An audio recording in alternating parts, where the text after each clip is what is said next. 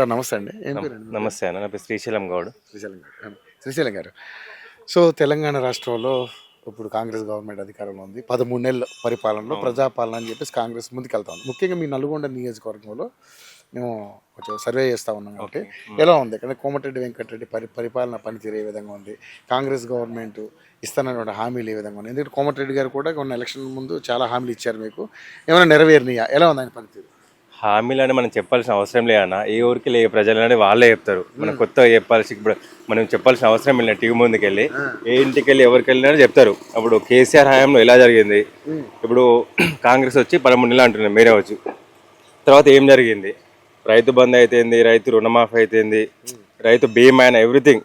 For example మన కళ్యాణ లక్ష్మి ఉంది, ప్రతి ఒక్క ఇంటికి వచ్చేది. ఇప్పుడు తులం బంగారం అన్నారు, తులం బంగారం కాదు కదా, ఆఫ్టర్ ఒక 1 lakh కూడా లేదు. సో ప్రతి ఒక్కటి పెన్షన్లు అయినా ఏదైనా డెవలప్మెంట్ అనేది ఏం లేదు. నల్గొండ చూసుకుంటే రోడ్లే చూద్దాం మన, అప్పుడు ఎలా ఉన్నాయి ఇప్పుడు ఎట్లా ఉన్నాయో. ఇప్పుడు రోడ్లు వేసినాక వాళ్ళు ఏటీఎం తిరుగుతున్నా ఉన్నారు. ఆయన మంత్రి అంట, వారానికి ఒకసారి వస్తున్నాడు. ఏం లేదు, అభివృద్ధి ఏం లేదు, చెప్పడానికి అయితే ఏం లేదు. ఇప్పటివరకు అయితే ఏం లేదు, మాటలతోటే సరిపెడుతున్నారు ప్రజెంట్. 6 గ్యారెంటీలు అయితే 420 హామీలు అవి, దాన్ని చెప్పడానికి ఏం లేదు. 420 హామీలు అంటారు దాన్ని, ఏం లేదు, అంత డెవలప్మెంట్ కూడా ఏం లేదు. ప్రజెంట్ అయితే నడిపిస్తున్నారు. ఇక 5 ఏళ్ళు అటు ఇటు నడుస్తారేమో, తర్వాత అయితే అవకాశం లేదు రావడానికి. వ్యతిరేకత ఏందన్న, ఇప్పటికిప్పుడు ఏడ బై ఎలక్షన్ వచ్చినా మీరే చూస్తారు కదా. ఒక ఎలక్షన్ రావాలి, బై ఎలక్షన్ అదే జరుగుతుంది 100%. మనం చెప్పడానికి ఏం లేదు. కానీ నిజంగానే మరి ఇప్పుడు చూసుకుంటే మరి ప్రజాపాలన అంటున్నారు కదా, మరి ప్రజాపాలన ఉద్దేశంగా వెళ్తుంది అంటున్నారు. ప్రజాపాలన అంటే ఒకటి ఎగ్జాంపుల్ అన్న, ఇప్పుడు వాళ్ళు రైతు భరోసా అంటున్నారు కదా, ఇంతకుముందు రైతు బంధు అని కేసీఆర్ ఇచ్చాడు. అప్పుడు జస్ట్ ఒక అప్లికేషన్ తీసుకున్నారు, అంతా అలా ఏం కరెక్టే ఇచ్చారు వాళ్ళు, తప్పలేదు అందులో. ఇప్పుడు ఏంది మళ్ళీ దరఖాస్తు చేసుకోవాలంట, ఏది మన రైతు భరోసాకి. రైతు అప్లై చేసుకోవాలంట, మళ్ళీ ఇంటికి వస్తారంట, ఎంక్వైరీ చేయాలంట. వ్యవసాయం చేస్తున్నట్టు చేస్తారు, చేయరన్న 1 ఎకరంలో అయితే ఇంటికన్నా చేయలేరు కదా.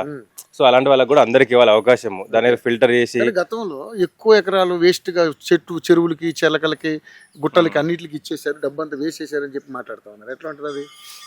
ఇచ్చారంటే అది అందరికీ ఏం పోలే అన్న, ఉన్న రైతులకే పోయింది. ఎవరికి ఉంటుంది ల్యాండ్? అందరికీ, కుబేర్లకి ఏమి ఉండదు కదా, రైతులకు ఉంటుంది కదా, వాళ్ళకే లబ్ధి పొందింది అది. దానివల్లనే ఇప్పుడు రైతులు కూడా ఒక మంచి స్టేటస్ లో ఉన్నారు. వాస్తవానికి కూడా మాకు కూడా కొంచెం అప్పు ఉండేది, మా నాన్నకు కూడా ఒక 3-4 lakhs అట్లా ఉండేది. రైతు బంధు పడ్డాక కొంచెం సేఫ్ అయింది. రుణమాఫీ అంటే అప్పుడు అయిందండి, కేసీఆర్ ఏం లేదండి, ఇప్పుడు ఏం కాలేదు నాకు. అట్లా 6 గ్యారెంటీలు అమలు అయ్యే అవకాశం ఉందా?